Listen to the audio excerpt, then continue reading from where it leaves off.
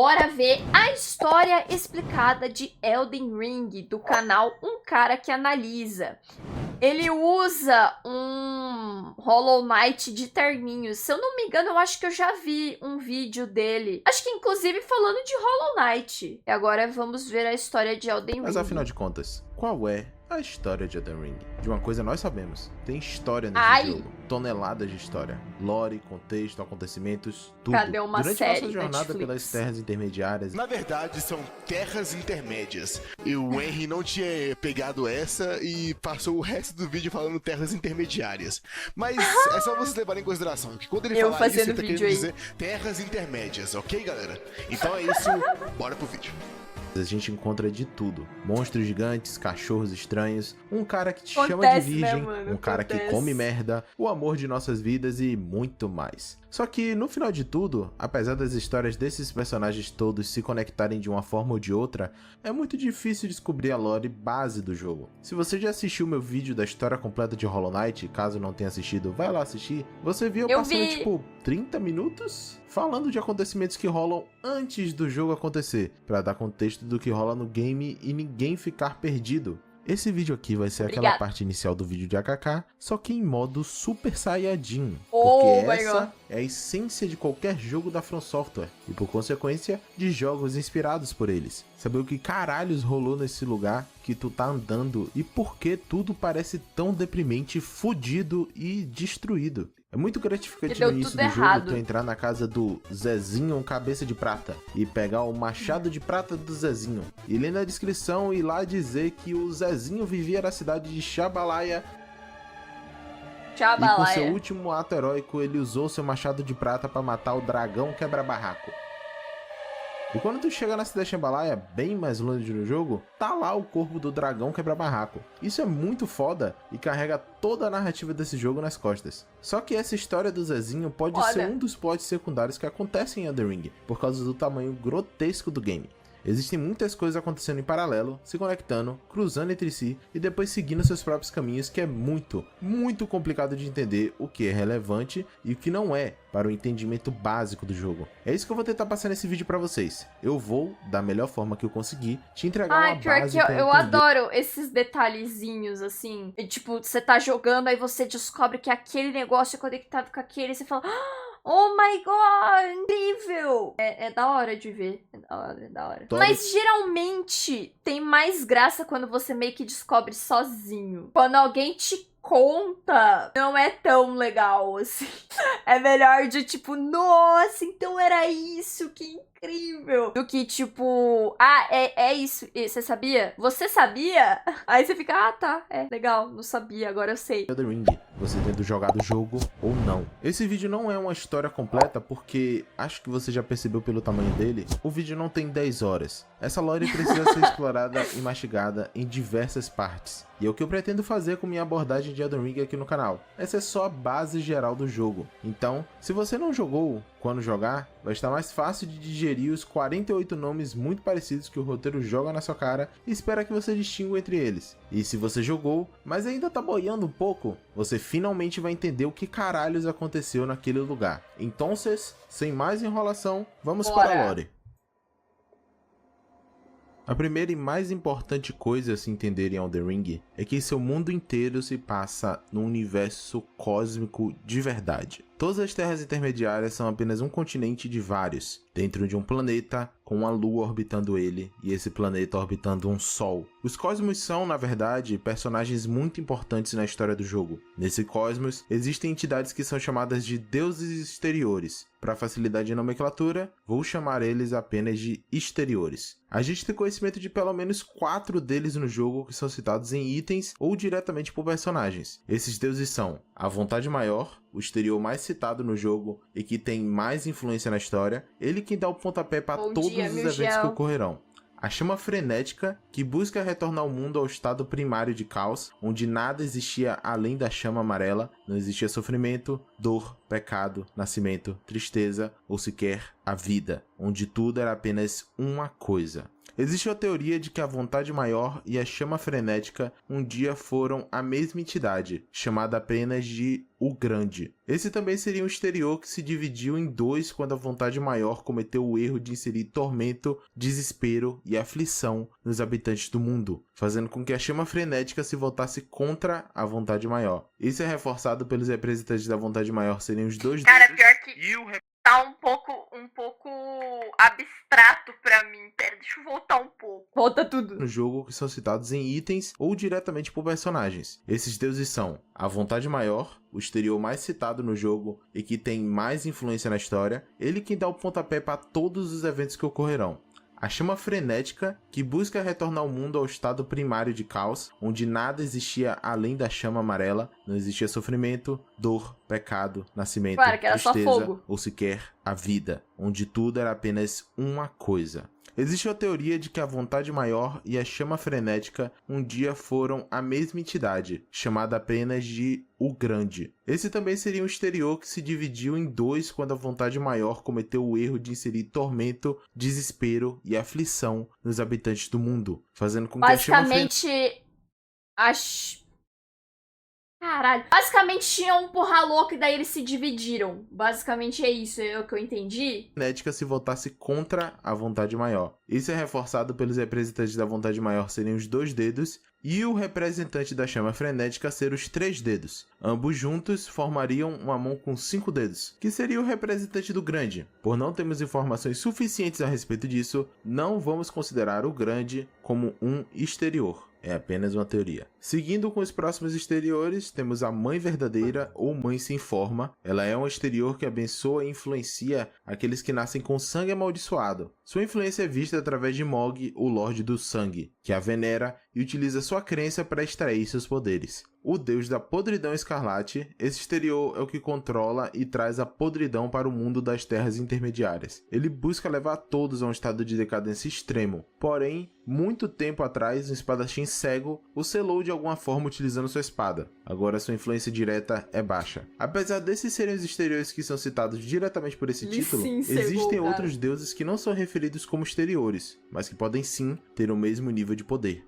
O único desses que eu acho válido citar no momento é a Lua. A Lua também é vista como uma entidade cósmica no jogo. Apesar de não termos ainda uma comprovação disso, eu acredito fortemente que ela é consciente e está no mesmo nível de um exterior. Só que esse assunto para outro vídeo. Agora que a gente já determinou as entidades cósmicas que existem e têm influência nas terras intermediárias, podemos começar a entender os acontecimentos em ordem cronológica. Em Elden Ring, o registro mais antigo que possuímos da história é quando a Térvore ainda não existia nas terras intermediárias. Antes da Era Dourada, que é tanto dita quando jogamos, existia uma Era da Vida, onde toda a vida era derivada do Crisol da Vida, uma árvore repleta de vida que era a forma primitiva do que a Térvore é nos tempos atuais. Durante essa era, o Lorde Dragão Placido Sax, eu acho que é assim que fala, foi Lorde Pristino antes mesmo do Anel Pristino sequer existir. Por esse motivo é difícil determinar o significado dele ser Lorde Pristino durante esse período, já que nem o Anel Pristino nem a Ordem Áurea existiu ainda, mas de qualquer forma é assim que o jogo fala. Talvez seja um erro de tradução, talvez não. Ele governava numa terra de dragões e gigantes. Ou talvez ele era tão da hora que reaproveitaram o nome dele pra outra coisa. Acontece às vezes, né? Eram as terras intermediárias. Apesar de não sabermos quanto tempo durou o governo de Plácido Sax, a gente tem conhecimento que ele não era súdito de nenhum exterior e que sua fé era designada ao deus dragão, esse que após a Era da Vida fugiu, deixando Plácido Sax sem ter a quem direcionar sua fé. Por causa disso, Plácido Sax se trancou em uma tempestade travada no tempo em Farum Azula, onde ele permaneceria eternamente, aguardando o retorno do deus dragão. O vácuo de poder gerado pelo isolamento de Plácido Sax... Nossa, basicamente o deus do cara fugiu, ele ficou... Porra, não acredito nisso, vou ficar esperando ele voltar aqui. Poxa... No entanto, não parece ter durado durante muito tempo, pois, em algum momento durante a Era da Vida, a vontade maior decidiu se tornar uma influência nas terras intermediárias. Para isso, ele precisava de uma forma de exercer seu poder. Sendo assim, uma estrela foi enviada pela vontade maior até as terras intermediárias, essa estrela que carregava uma besta pristina. A besta pristina é o chefe final de Elden Ring. Eu disse que ia ter spoilers. E um deus dentro do jogo. Ela é a representação da ordem e sim, é tecnicamente o próprio Anel Pristino. Agora que a gente entra um pouco na parte de especulações mais profundas, pois com a besta pristina também veio a Térvore, e a arena onde enfrentamos ela é um espaço repleto de Térvores. A teoria que melhor explica isso é que a besta na verdade começou um processo de metamorfose no Crisol da vida, fazendo com que ele se tornasse a Térvore. Por isso é dito que o Crisol é a força primordial da... véi, tá muito difícil. Calma. Desculpa. Esta, na verdade, começou um processo de metamorfose no Crisol da vida, fazendo com que ele se tornasse a Térvore. Por isso é dito que o Crisol... Então, o Crisol, que era a primeira árvore, virou a outra árvore por causa desse bicho. É muito nome específico, cara. Agora eu entendo porque eu não sei da história. Então, tá ligado? Tipo assim, é muito nome pra mim que nunca joguei também, tá ligado? Tudo novo, tudo novo. Calma lá, é tipo uma aula de ciências aqui. Um negócio assim, entendeu? A teoria que melhor explica isso é que a besta na verdade começou um processo de metamorfose no Crisol da vida, fazendo com que ele se tornasse a Térvore. Por isso é dito que o Crisol é a força primordial da própria Térvore, já que um se tornou o outro através de uma usurpação de energia. Devo deixar claro que essa é uma interpretação completamente teórica e que a gente não tem muita informação que sustente isso, mas é o que mais faz sentido pra mim. Com a besta sendo a representação da ordem, a vontade maior também precisava de um habitante daquelas terras para ser o governante. E para escolher os governantes, eles criaram a espécie dos dois dedos. Os dois dedos são uma espécie de criatura com um nome que descreve eles perfeitamente. Dois dedos gigantescos que se comunicam com a vontade maior. É engraçado que quando eu comecei a jogar, eu pensei que era uma metáfora, tipo, os dois dedos são duas pessoas gêmeas, ou uma organização de indivíduos que se chama assim. Mas não, são dois dedos. Dois dedos gigantes. Bem podre, mas são dois dedos.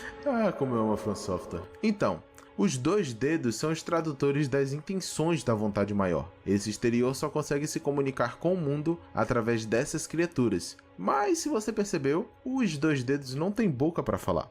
Apresentando leitora de dedos. Essas velhas caquéticas aqui são as tradutoras dos dois dedos. Pô, mas então ele enganou a gente, porque ele falou que esse aqui era um dos extraordinários, sei lá, deuses, sei lá qual que era o nome agora também. Ele mostrou essa velha aqui, achei que era um dos deuses, mas não é.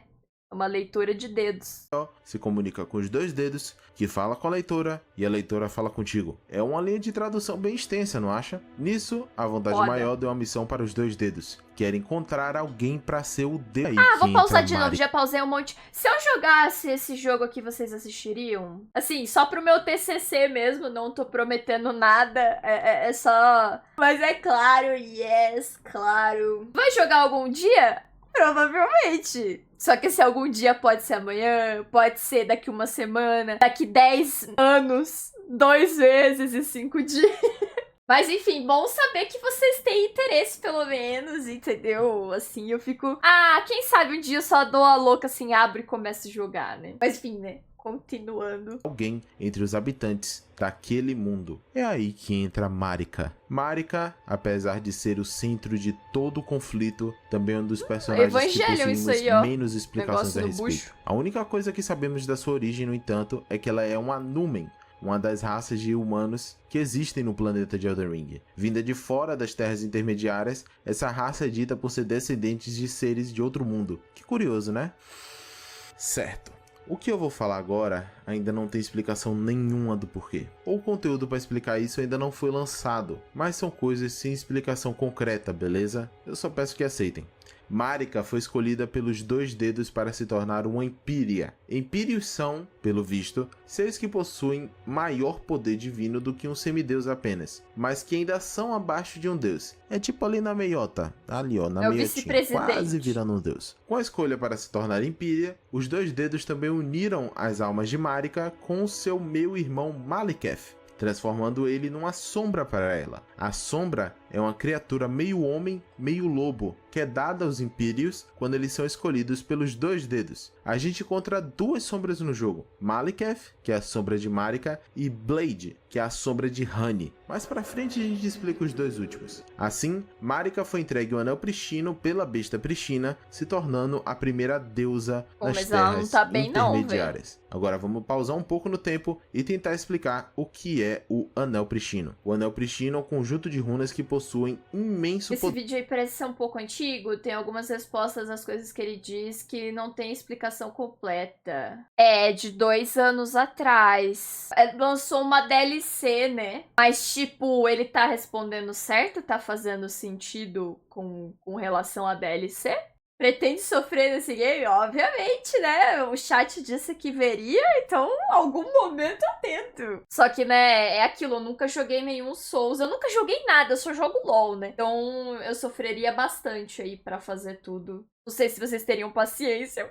Mas é isso. Poder, em algum momento vai, né? Vai ter funciona. a gameplay. Pense nele como sendo um conjunto de regras pro mundo. Cada runa tem sua função e desempenha esse papel nas regras da realidade em si. Entendi. É como se alguém pudesse tirar a lei da gravidade do nosso mundo e a partir daquele momento a gravidade não existiria Joga mais. do seu Por jeito. isso, aquele que possui o controle do Anel Pristino possui o controle das leis do mundo em si. Marika, no entanto, apesar de ter sido escolhida pela própria vontade maior, não parecia querer seguir todas as ordens dela. Em seu primeiro grande ato como deusa das terras intermediárias, Marika decidiu banir completamente a morte destinada e arrancou a runa da morte do Anel Pristino, retirando todo o conceito de morte do mundo. Agora, para explicar, morte destinada e a runa da morte são a mesma coisa. Ela é a runa que tem a função final no ciclo da vida. Tudo nasce, cresce, envelhece e morre. Nas terras intermediárias, a morte não existia mais a partir desse ponto. Colocando a runa numa lâmina negra e entregando-a para Maliketh, ela não só acabou com a morte natural naquele mundo, como também criou um completo monopólio sobre ela, pois agora apenas sua sombra poderia matar algo de verdade. No mesmo momento que a Marika baniu a morte destinada do mundo, a Ordem Áurea se formou, pois agora não existia mais morte, a Marika poderia reinar sobre tudo de forma absoluta. A leitora de dedos na mesa redonda explica isso perfeitamente.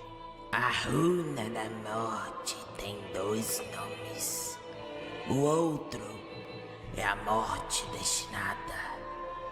A sombra proibida, arrancada da ordem áurea. Essa é a voz mesmo do bicho ou é o cara que tá dublando e usando um efeito, só pra eu saber? Criação.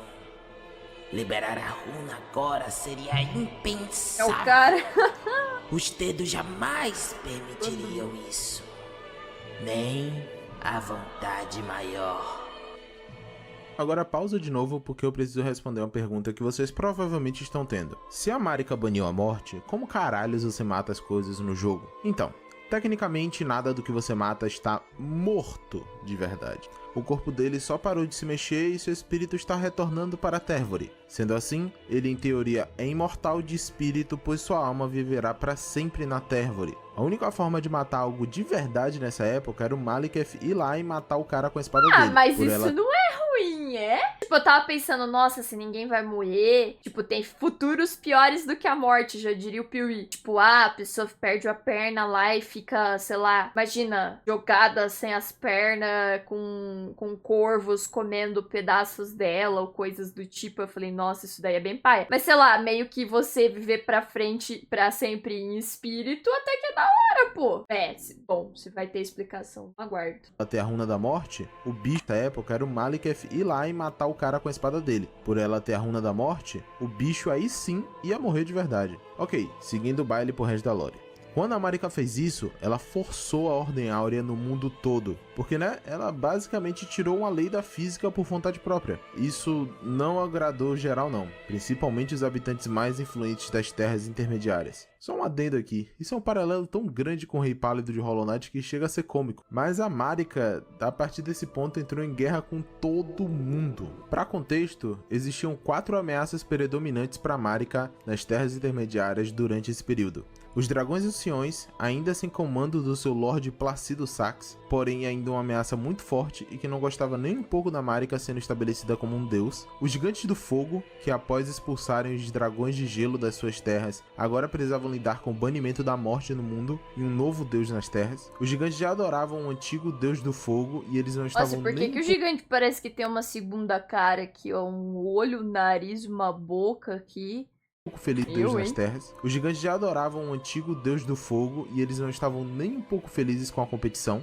O antigo Lorde do Castelo Tempesvel, que não aceitava o reinado de Outrin. E por fim, mas não menos importante, a família real cariana, que nesse ponto da história também possuía controle da Academia de Raia Lucaria, um local onde se estudava a magia das estrelas. O símbolo da família cariana é a lua. Eles, apesar de não adorarem a lua como um deus, pois a fé não tem lugar nos estudos da academia, buscavam estudar os corpos celestiais como ela e as estrelas para buscar entender como o mundo funcionava. Para eles, a tentativa de governar como um deus as terras intermediárias entrava em conflito com sua visão de livre arbítrio. Portanto, também se tornaram inimigos jurados de Marika. Agora, a Marika tinha tipo um monte de gente pra lutar contra, mas ela meio que não sabia como lutar. Olha, eu sei que parece doideira, mas ao invés dela falar, ah lá galera, eu tenho um cachorro do capeta que pode literalmente dar um estalo do Thanos em qualquer um de vocês, ela falou, quer saber? Eu vou arrumar um marido pra fazer isso pra mim. Então agora entra em cena Horalu. Como eu amo falar o nome do Horalu, velho. Ah, tomar no cu, esses japoneses sabem fazer nome que sobe. Até rima. Horalu, vai tomar no Horalu, cu. conhecido como Lorde do Campo de Batalha, era um guerreiro de voracidade insaciável que sempre buscava pela próxima batalha. Invencível, imbatível e extremamente poderoso, ele foi escolhido por Marika para ser seu esposo, Cara, era pica. consorte, pesquisa essa palavra aí no Google, e general em guerra. Consorte, Por ser puta. feroz demais, ao ser escolhido por Puta de Marika, rei. Horalu teve que aceitar uma sombra para si mesmo, mas ao invés de ser dada pelos dois dedos, foi concedida pela própria Marika. Seu Rosh, o leão que se tornaria o símbolo da linhagem de Horalu, seria essa sombra. Por ela não ser dada pelos dois dedos, essa não era uma sombra legítima, pois todas as legítimas devem ser lobos, e apenas cumpria um papel, suprir a fúria de Horalu, tornando ele assim um general competente, ao invés de apenas um guerreiro ensandecido. Agora Horalu, assumindo o cargo de consorte de Marika, seria conhecido por outro nome, Godfrey, o primeiro Lorde Pristino. Nesse período, ao redor da Térvore e junto com Godfrey, Marika estabeleceu a capital de Lendel, com grandes túneis subterrâneos para que tudo abençoado ficasse acima da terra e seus segredos sujos fossem escondidos abaixo dela. Mas, antes de conquistarem todas as terras intermediárias, Marika e Godfrey tiveram 3 filhos semideuses. Godwyn, o Dourado, que com seus cabelos loiros e controle Isso aí é sobre os ele? trovões, era o candidato mais apto a suceder seu pai leão como lá, próximo Lorde mordendo Pristino. o E bracinho. os 2 gêmeos Agouro, Morgoth e Mog. Sim, eles são completamente deformados. Vamos entrar numa tangente aqui da Sei. história rapidinho, só pra eu tentar explicar. Basicamente, parece que tem Nossa algumas crianças Senhora. nesse mundo que nasciam amaldiçoadas. Tipo, não é explicado o porquê, pelo menos que eu saiba, mas só dizem que as crianças Agouro de sangue real eram mantidas no subsolo longe de todos para que ninguém soubesse que elas existiam, pois a família dos semideuses tinha que ser vista como perfeita. Essa história tem relação direta com o apreciador de dejetos fecais, degustador de coliformes, devorador de excrementos. Ok. Eu me perdi um pouco na linha de pensamento. Tem a ver com come merda lá e a gente não vai se aprofundar nisso agora. Só que é isso aí. Eles tiveram um filho que era bonitão e os outros 2 não eram do padrão da linhagem. Aí pra ninguém ver que os filhos eram amaldiçoados, meteram eles no esgoto e deixaram pra lá. Agora, como Marika já tinha Godfrey e Godwyn pra fazer o trabalho, Seu filho nasceu feio? Seu filho nasceu deformado? Ah, joga lá no esgoto. Ninguém precisa saber disso. Ele que lute pra sobreviver.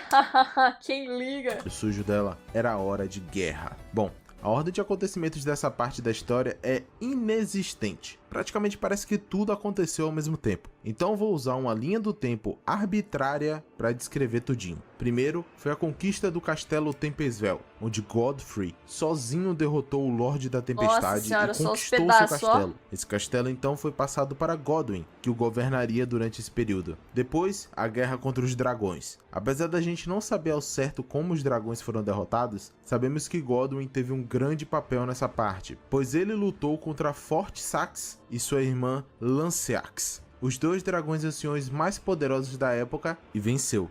Quando isso aconteceu, Forte-Sax acabou se tornando um grande amigo de Godwyn após sua derrota, dando assim início a um culto aos dragões. Esse culto, no entanto, não vai em conflito aos ensinamentos da Tervory e de Marika, pois o próprio relâmpago dos dragões é imbuído com a graça dourada. Por causa disso, Lanceax assumiu uma forma humana para se tornar a sacerdotisa daquele culto na capital Leyndell para os soldados. Em relação aos gigantes, a capital começou a desenvolver técnicas para matar exclusivamente criaturas gigantes e, com a ajuda dos Trolls, que apesar de serem descendentes dos gigantes, serviram a Tervory, eles conseguiram vencer os gigantes de fogo e confinar eles apenas em sua montanha. Rainha Marika, então, como um último ato contra os gigantes, os amaldiçoou, fazendo com que eles fossem obrigados a cuidar da chama de sua forja pela eternidade, pois ela nunca apagaria. E, novamente, por último, mas não menos importante, a família real cariana foi um verdadeiro pé no saco para a capital. Caraca, mulher, diferente caboclos gigantes, que isso.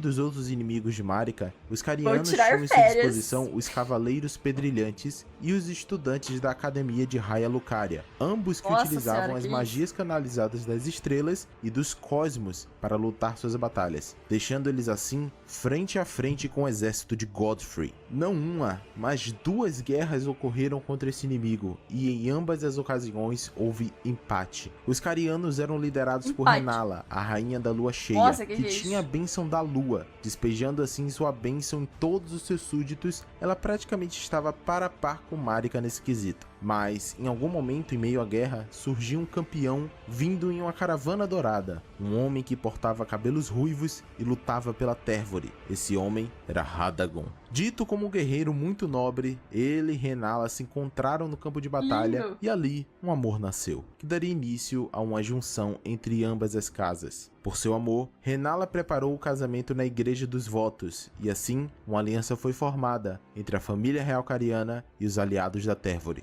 No final das contas, a Marika teve que resolver seus problemas na base do casamento e não na base da luta. Você pode até se perguntar se a vontade maior seria aliada desse pensamento. Afinal, ela incitou que Marika precisaria comandar as terras intermediárias sozinha. Mas pense bem, esse casamento não beneficia ambos. Cara, aquele pastel me deixou com sede, Os carianos já mano. mantinham seu fronte e não mostravam indícios de que iriam fraquejar. A guerra não podia ser vencida pelo lado da Tervory. O casamento se prova como a única forma de Radagon, amando de Marika, se tornar rei da família real cariana. E com isso, Renala e Radagon tiveram 3 filhos. Honey, a princesa que nasceu com afinidade para a magia que sua mãe também possuía, ela que eventualmente herdaria a bênção da lua, porém muito mais fria e sombria. Radan, o príncipe de cabelos ruivos que seguiria o caminho do seu pai para se tornar um general, aprendendo magia gravitacional de Célia, uma cidade que continha tais ensinamentos pela sua filiação com os Lordes de Alabastro, aqueles que tinham pele de pedra. Isso aqui é tudo boss que você tem que enfrentar? Porque tem cara de boss.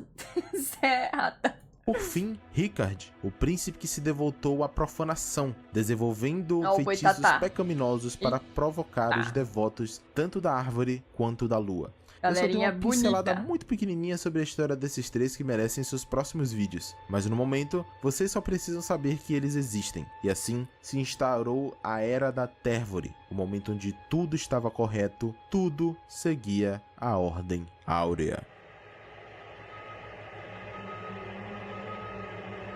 Respira um pouco aí, você que chegou até aqui. Vai pegar alguma coisa para comer, jogar uma água no rosto, dar uma espreguiçada, porque agora que vai tudo por água abaixo. É sempre assim, não é? Quando chega no pico, sempre tem a descida.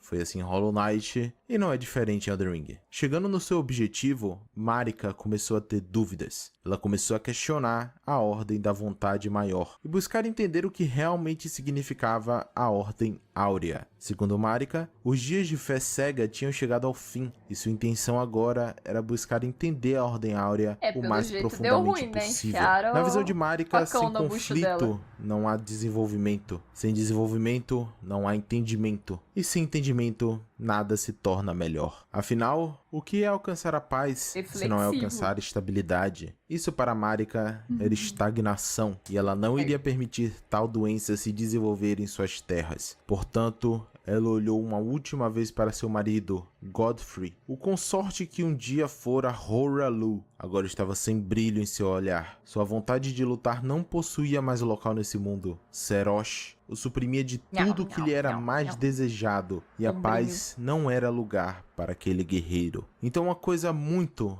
inesperada aconteceu. Marika, por livre e espontânea vontade, removeu a bênção da graça da Térvore de Godfrey e seu exército, fazendo dele o primeiro maculado. Em suas próprias palavras, Marika disse: Meu lorde e seus guerreiros, eu despojo cada um de vós da vossa graça. Quanto aos olhos escurecidos, vocês serão expulsos das terras intermediárias. Vocês farão guerra em uma terra distante, onde viverão e morrerão. A gente não tem como saber ao certo as intenções dela com isso. Minha teoria é que, ao fazer com que eles passassem por dificuldades, Marika estava incentivando a melhoria deles, pois apenas no conflito se busca melhoria. Então, vou chamá-los de volta quando estivessem mais fortes, forjados na chama da guerra. Com isso, Godfrey, agora novamente Hoarah-Loux, peregrinou com seus soldados para fora das terras intermediárias, dando início à grande marcha dos maculados. O que corrobora ainda mais com minha teoria é as palavras de Marika.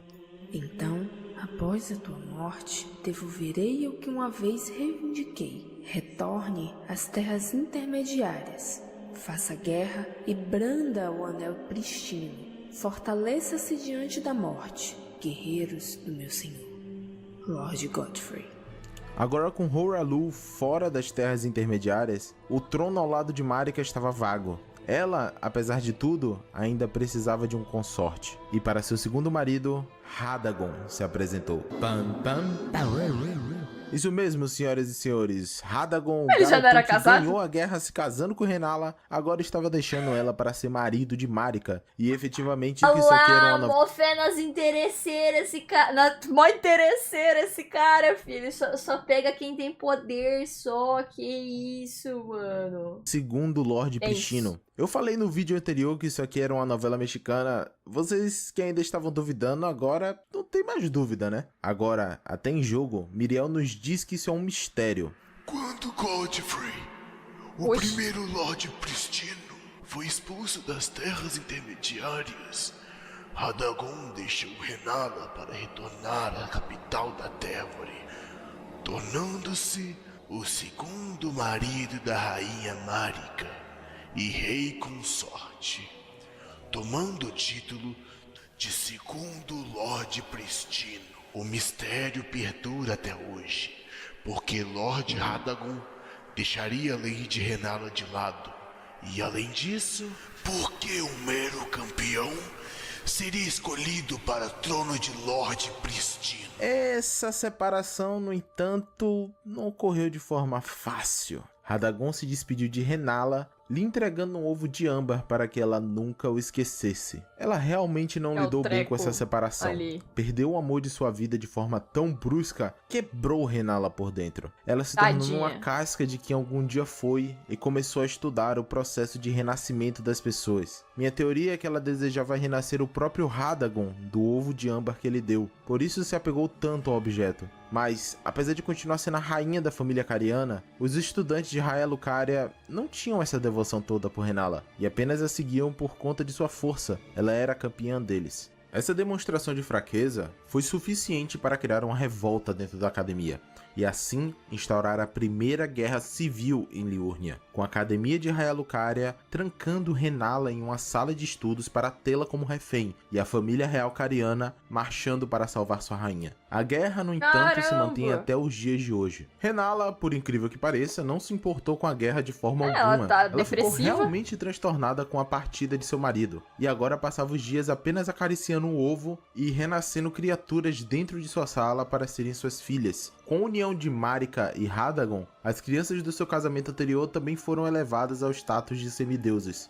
Não me pergunte como isso funciona agora, já eu explico, beleza? Acompanhado da união dos dois, Marika e Radagon também tiveram 2 filhos. Parece que nesse mundo aqui o casamento já vem acompanhado de criança, né? Nunca vi. Nem espera passar um tempinho e pá, já estão buscando botar semideus no mundo. Os 2 filhos dessa vez são novamente gêmeos, Miquela e Malenia. E, de novo, ambos vieram com uma maldição. O sangue de Marika é podre, não é possível. A mulher botou 5 crianças no mundo. Pô, mas a Malenia não é feia, não. Puta merda, hein? Bom, a maldição dessa vez não era dos agouros. Eu sei mais ou menos porque ela é muito forte. Eu vi streamers passando raiva com a Malenia. Ih!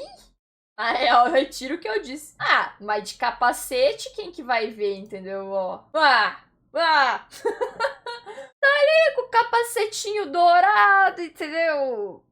Linda. Coloca um saco de papelão na cabeça e já era. Meu Deus, eu tô virando um hétero top. Porém, Miquela nasceu amaldiçoado com a eterna juventude, ou seja, ele nunca deixaria de ter o corpo de uma criança. E Malenia nasceu amaldiçoada com a podridão escarlate dentro de si, ou seja, ela apodrecia aos poucos e tudo ao redor dela também era infectado. Também tem uma parte sobre ela ser o receptáculo do deus da podridão e não querer isso e não sei o que, mas isso aí é pro vídeo da Malenia, beleza? No vídeo dela eu falo isso. Mas o que a gente não dá pra saber certo se isso foi o exterior da podridão tentando ter mais influência no mundo ou se foi só um azar por parte da Malenia. Talvez uma futura expansão de conteúdo a gente tenha essa resposta? Pronto, acabou. Não tem mais filho aqui por enquanto. Ninguém mais vai dar luz a nenhum semideus durante esse período. Foi um momento de paz novamente. No entanto, a dúvida de Marika na Ordem Áurea durante a expulsão de Godfrey fez com que os 2 dedos também duvidassem da habilidade dela de ser a Rainha Eterna. Eles precisavam de um novo Império para fazer o seu trabalho sujo. Então, eles se viraram para a candidata mais óbvia, Honey, a bruxa. Filha de Renala com Radagon e mais recente semideusa, seria escolhida pelos 2 dedos como a nova Empírea. Eles então lideram sua própria sombra, assim como foi com Marika. Blaidd, o Homem-Lobo, seria responsável por proteger e seguir todas as ordens de Honey. Mas os 2 dedos cometeram um erro, assim como a vontade maior antes deles fez com a chama frenética. Honey não tinha nenhum interesse, e eu digo interesse mesmo em ser Empírea ou Rainha Eterna. Na real, ela odiava essa ideia com todas as forças. Pense bem, Honey cresceu com sua mãe, Renala, e provavelmente rodeada pelos estudantes de Raya Lucaria. Eles não gostavam dos deuses porque eram estudiosos e não acreditavam na fé. Logo, ela também não ia ter devoção nenhuma à vontade maior. Só que eles não deram a ela uma escolha. Honey agora era uma Empírea. Ela já tinha sido escolhida e já tinha sua sombra. Eles não tinham mais como voltar atrás. Então, ela começou a planejar. Seu plano para se vingar foi o mais cruel possível. Ela destruiria tudo que a vontade maior prezava e ainda se aproveitaria para cuspir na cara de Marika. Em sua conspiração, Honey invadiu o templo onde Maliketh estava e roubou dele um fragmento, apenas um pedacinho da Runa da Morte. Esse fragmento ela dividiria em 3 e executaria seu plano. O primeiro fragmento foi entregue aos assassinos da Faca Negra. A gente ainda não sabe ao certo se é a Honey que formou esse grupo ou se eles já existiam antes, mas o que a gente sabe com certeza é que eles tiveram origem na cidade eterna de Nokron e são formados apenas por assassinas, mulheres treinadas nas artes furtivas. Agora, por que não são chamadas de assassinas da Faca Negra dentro do jogo, eu já não sei. Provavelmente um erro de tradução do japonês para o inglês e do inglês para o português, né? Esse primeiro pedaço seria imbuído nas armas das assassinas para que elas pudessem matar um deus. O segundo fragmento foi imbuído em uma placa de pedra e entregue a Ricard, irmão de Honey, com um pedido de desculpas pelo que ela ia fazer. Essa placa seria para caso algum dia Maliketh tentasse matar seus irmãos e mãe pelo que ela faria, Ricard seria a última barreira contra a sombra, pois ele também empunharia o poder da Runa da Morte. E o último fragmento ficou com a própria Honey, pois ela iria utilizá-lo mais tarde naquele dia. No mesmo dia do roubo, veio acontecer o evento que seria conhecido futuramente como a Noite das Facas Negras. Naquela noite, as Facas Negras invadiram o Castelo Tempestvel e cometeram o primeiro ato contra a vida de um semideus. Elas matariam Godwyn, o Dourado. Para poderem matar de verdade Godwyn, elas tiveram que carvar uma marca em suas costas, o que então acordaria a praga da raiz da morte, que infectaria parte da Térvore. Essa praga faria com que parte das raízes da Térvore do Castelo Tempesvel fossem infectadas, dando forma a um rosto de Godwyn ali. Seu corpo, no entanto, seria enterrado nas raízes abaixo da Térvore, no abismo da raiz profunda. Godwyn, apesar disso, apenas morreu em alma, pois seu corpo permaneceu vivo. Agora, se você me perguntar como isso funciona, eu não vou saber te dizer, né? Só disseram, ele morreu em alma, não morreu em corpo. O corpo tá vivo, e é isso aí. Agora, para que o plano da Honey pudesse se concretizar, ela precisava fazer outra coisa. Veja bem, e apenas confie em mim no que eu vou te dizer, porque não vai fazer muito sentido, certo? Não vai, você tem que confiar, tá isso no jogo. É dito que quando um semideus morre, uma marca se forma em seu corpo no formato de uma centopeia formando um círculo. Essa seria a reencarnação da Runa da Morte. Completa novamente por ter matado uma criatura divina, certo? Mas a Honey não queria que a morte destinada voltasse para o mundo ainda. Então, ela utilizou o último fragmento da runa em si mesma e matou seu corpo no mesmo momento que a alma de Godwyn foi morta. Por dois semideuses terem morrido ao mesmo tempo, a marca da runa se formou apenas pela metade no corpo de cada um, deixando assim a runa incompleta. Eu disse que não fazia muito sentido, né? Mas foi exatamente o que aconteceu, sério. Só que ela não podia estar tudo, ao mesmo tempo em dois lugares. Aí ficou metade em um, metade no outro e fez, entendeu? Aí não voltou inteira, porque precisava estar completo pra voltar. Né? É isso, né? O certo era aparecer nos dois, né? Mas ela falou, porra, mano, vou ter que pegar 2 Uber, então é isso. Fez questão de morrer apenas em corpo, mas não em alma. Transferindo uma alma para uma boneca que seria seu corpo durante as eras a seguir, ela agora não era mais uma Empyrea, pois seu corpo divino tinha morrido. Após os eventos daquela noite, Maliketh, envergonhado por ter falhado na sua missão de guardar a morte destinada... Então, basicamente, ela só matou o corpo dela também. 2 cavalos com a cajadada só.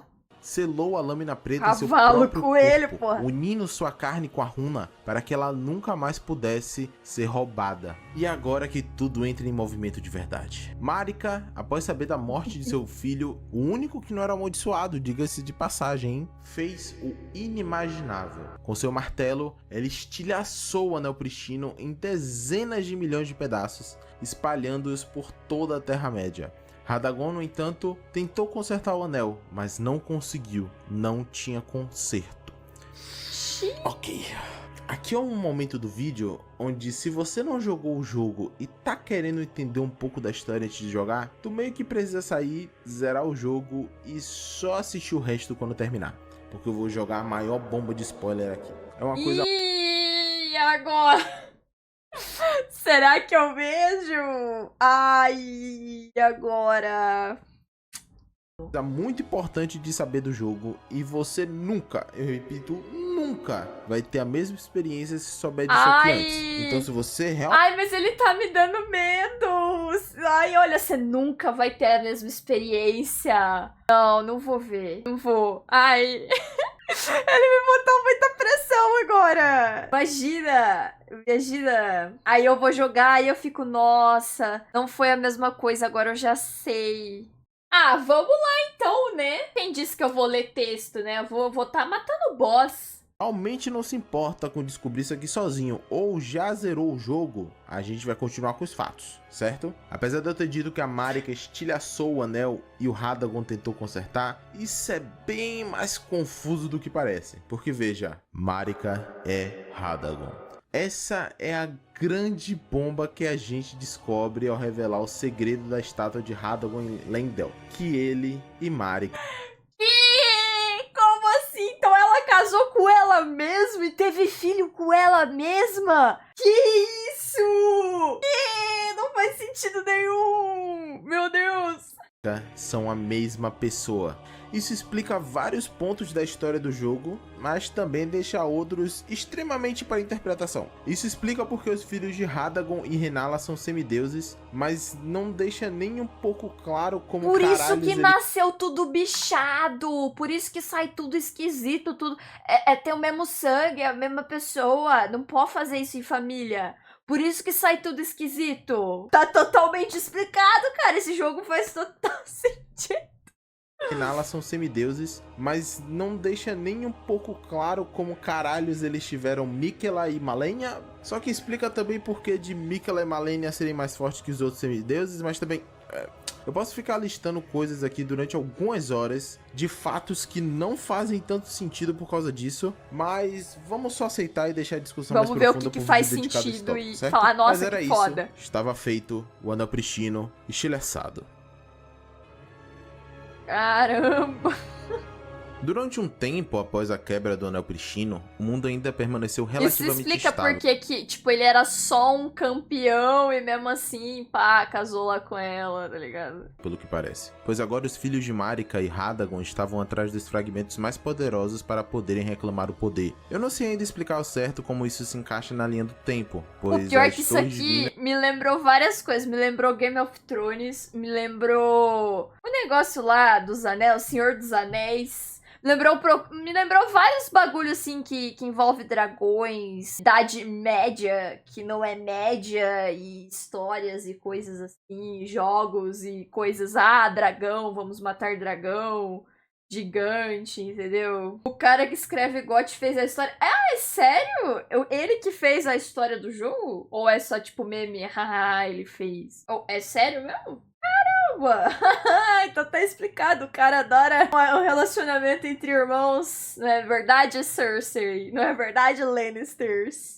Eu não sei ainda explicar ao certo como isso se encaixa na linha do tempo, pois as torres divinas foram construídas para abrigar o poder dessas runas, e cada torre equivaleria a uma grande runa do poder. Só que para isso, os semideuses teriam que colaborar entre si, Meu Deus. e sinceramente eu não vejo isso acontecendo. Existe uma teoria de que os corpos nos mausoléus são de outros semideuses que pereceram depois de Godwyn, mas a gente não vê nada sendo dito sobre eles, nem se eles em algum momento portaram uma grande runa ou de quem são filhos. Então isso também fica aberto para interpretação. Se você tem alguma teoria ou evidência, bota aí nos comentários que eu vou ler. De qualquer forma, a busca por essas grandes runas foi o que desencadeou a ruptura no mundo, não a quebra do anel pristino em si. Isso é dito bem explicitamente na abertura do jogo, pois a ruptura levou ao abandono da vontade maior. Isso mesmo, a merda foi tão grande que o exterior que comandava tudo até agora disse valeu, falou, e parou de se envolver. Parou mesmo.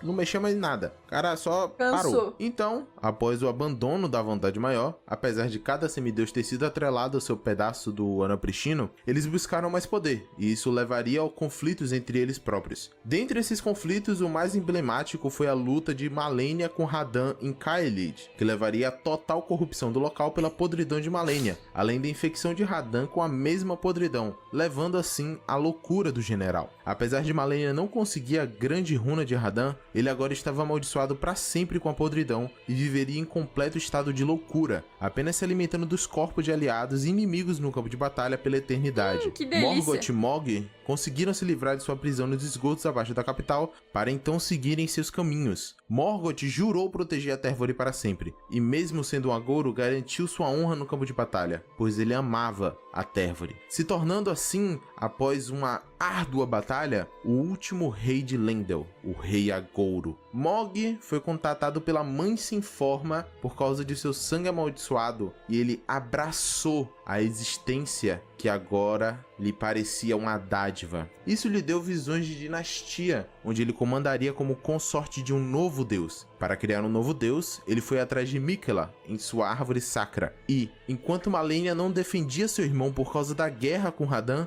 Mog o roubou para tentar transformá-lo em deus, pois Miquella era um império. Renala permaneceu na sua sala de estudos na academia de Raya Lucaria, pois uma das grandes runas apareceria no ovo de âmbar que ela possuía, já que ela tentava reencarnar Radagon nele. Dando minha teoria de por que isso aconteceu, eu diria que é por causa de Honey. Já que Honey tinha matado seu corpo, existia um semideus a menos para receber a runa, e por isso ela foi redirecionada ao ovo de âmbar de Renala. Pretor Ricard também receberia uma grande runa e se daria de alimento para a serpente deus que foi encontrada na base do Monte Gelmir.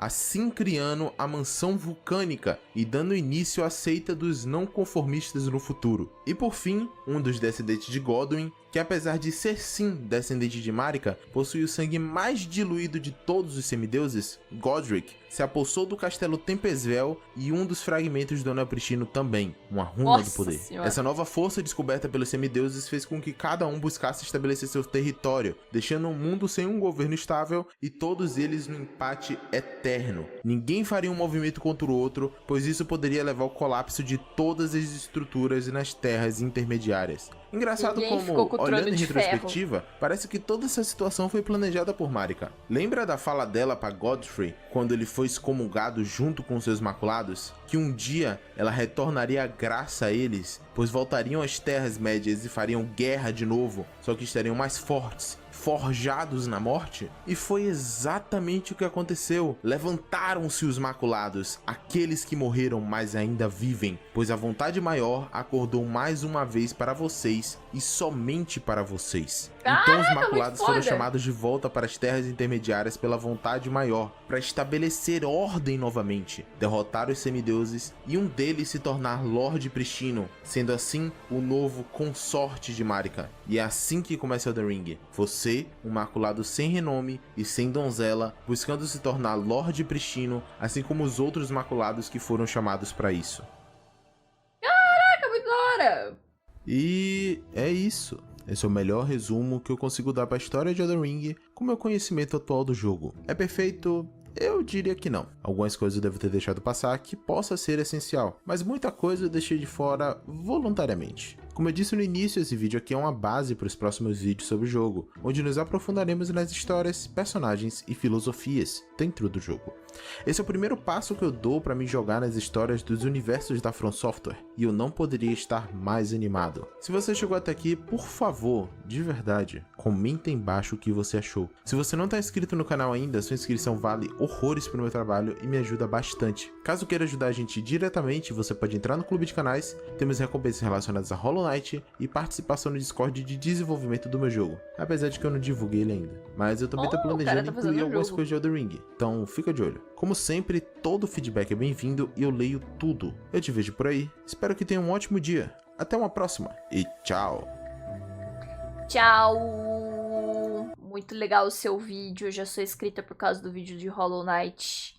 Já tinha visto outros resumos da história, mas sem brincadeira, você conseguiu explicar melhor. Ótimo vídeo. Mas muito legal, e até agora eu tô pensando como caralho que ela teve dois filhos com ela mesma, tá ligado? Nossa senhora, que hora que ela falou, caralho, ótima ideia, vou fazer isso. Foi, nossa, loucura, hein? Loucura. Jogando, tu não vai entender, não, vixi.